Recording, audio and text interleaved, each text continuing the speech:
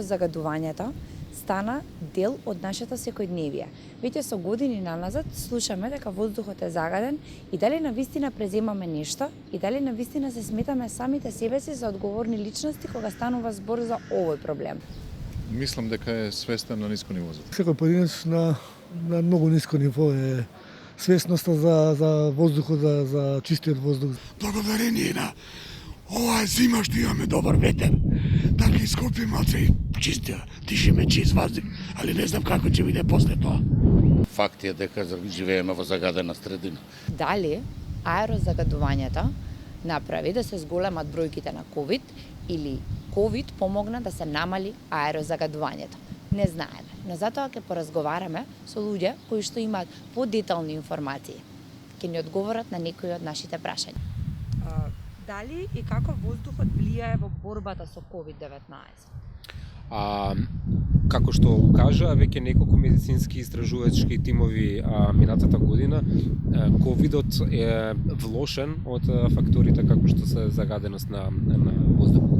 Таа врска е очигледно, но сепак е тешко да се докаже колкава е поврзаноста на едното со другото, но во секој случај постои јасна врска помеѓу тоа дека градовите кои што имаат проблем со загадувањето имаат поголеми проблеми во третманот на пациентите со ковид. Мислам дека имаше повеќе истражувања кои што покажуваат дека ПМ частичките може да го пренесуваат ковид вирусот на секаде низ каде што ги има во поголеми количини, така што не само што треба да се штитиме од штетното влијание на самите ПМ частички, туку треба да се штитиме и од нивниот пренос на COVID-19 вирусот, така што општо аерозагадувањето во никој случај не допринесува до нешто добро и треба да се бориме да го намалиме. После 7 години конечно е намалено нивото на ПМ частиците во воздухот во Скопје. На што се должи ова? Може да има повеќе фактори, ние сакаме да веруваме дека човечкиот фактор, односно човечкото недействување е причината зашто ги имаме подобрите бројки оваа година, а и секако 3-4 години наназад. Град Скопје направи неколку политики кои што се разликуваат од претходната градска администрација и кои што се однесуваат на масовно граѓанско учество во проблемот со загадувањето. Град Скопје обезбеди начин да намали 10.000 од оџаците кои што претходно функционираа во Скопје на пелети, на органско гориво и така натаму, да сега да бидат или изгаснати или пречистени. Воведовме нови стандарди во инспекцијата, каде што многу повеќе казнуваме. Имаме кампањи за стрништа, за непалење стрништа, за кабаст отпад, за диви депонии, за диви населби. Имаме автобуси кои што работат на газ во центар, кои што возат во центарот на градот, и секако можеби најважно е што е запрен проектот Скопје 2014 и центарот на градот веќе не е едно големо градилиште кое што го загадуваше Скопје. Значи, намалувањето на ПМ частичките во воздухот, да речеме во последната 2020 година која што помина, може да се должи на повеќе фактори. Да, од една страна че се појавуваат програмите за субвенција на грејни тела во домакинствата, каде што се заменуваат со грејни тела на струја како инвертери.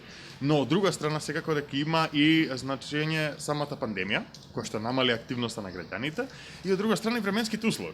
Многу е битно да се проверат какви се временските услови, бидејќи зголемена температура на зимата, да речеме во 2020 или 2021, температурите, врнежите, дождовите, се тоа може да влие на количеството на ПМ частички во воздухот, тоест колку тие побрзо се лепат или излегуваат од скопската котлина. Така што има повеќе фактори кои што влијаат на количеството и јас верувам дека треба сите да се испитаат за да се донесе правилен заклучок дали напредуваме како што треба или дали треба уште повеќе да правиме.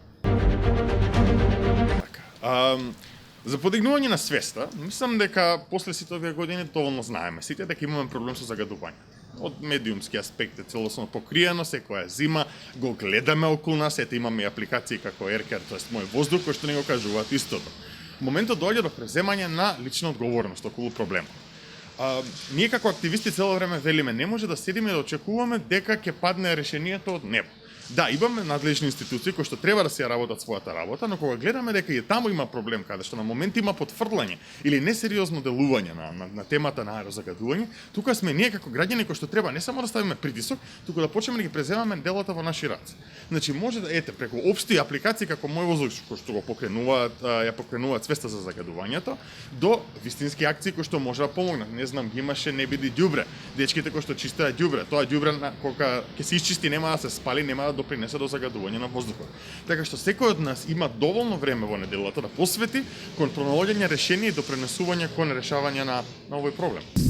Секогаш е лошо да се обвинуваат корисниците, односно граѓаните во случајот дека тие се виновни за загадувањето, но сепак треба да погледнеме во вистината на вистината во очи и да си признаеме дека секој од нас, се едно на која позиција се наоѓа, кој дел од градот живее или каква социјална улога игра во овој град, секој од нас има проблеми во однос на тоа како го сваќа загадувањето и борбата против него. Многу мал е бројот на електрични возила во Скопје, дури луѓето што можат да се го дозволат тој луксус сепак преферираат да возат возила на органско гориво, многу е мал бројот на велосипедисти се уште, иако услови се создаваат секој ден, секоја недела се повеќе и повеќе.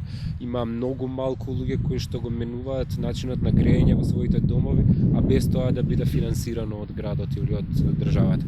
Така што тие прашања ги гледам на секаде и за жал ни предстои долг период пред да ги регулираме. Чим не можеме да ги натераме луѓето да го сменат начинот на грејење во своите домови, многу е мала очекуваноста дека тие ќе се однесуваат на улица одговорно како дома, да не фрлаат, да не загадуваат, да не палат и така натаму, нешто што ни предстои декади, ако не и години работа за да го промениме. Колку дрвја се потребни за Скопје да е чисто и како би ги испланирал ти, каде би ги засадил? Би ги засадил сега дека што се планирани сега згради во дуповите. Бидејќи мислам дека станавме една петонска џунгла, која што дава приоритет секогаш на повеќе градење на згради, а многу помалку на зеленилото. Се дивам искрено да речеме на Карпос 4. Стара населба која што е градена после земјотресот, а каде што е многу плански тоа направено, да има доволно згради за да се насели населението таму, но и огромен број на паркови и паркинг места, кои што е целосно планско и урбанистички издржливо. А сите нови места кои што мислам дека се градат овде, многу помалку време посветуваат на зеленило, а многу повеќе посветуваат едноставно да се добијат што повеќе градби и станови кои што ќе го закручат движењето на воздухот низ градот. Така што според мене треба многу повеќе да се со закон дури да се воведе во градежните дозволи дека мора одредена парцела да биде засадена со дрво за да се дозволи на некој инвеститор воопшто да почне да гради зграда во Скопје. Не мислам дека може да се направи голема промена дури ако 100.000 дрва нови се засадат во Скопје. Она што го знаат луѓето кои што се бават со зеленило е дека она што е важно е големината на крошната, а не бројот на стеблата. Така што она што е поважно е да се задржат старите дрва, а дрвја многу помалку важно е да се засадат новите. Новите се инвестиција во иднината, за декада, две ќе почнат да ги береме плодовите од нивното постоење, но ако сакаме да најдеме врската помеѓу зеленилото и загадувањето, тогаш сите треба да работиме на што повеќе одржување на сегашното зеленило. За крај, одберете велосипед наместо автомобил, одберете јавен превоз наместо автомобил, одберете нозе наместо автомобил, бидејќи нашата иднина и воздухот кој што го дишеме зависи од нас. Ние младите мора да се грижиме за околината во која што живееме. Ние сме огледалото на нашата животна средина и ние треба да живееме во подобро и заслужуваме да живееме во подобро. На крај на денот од нас зависи.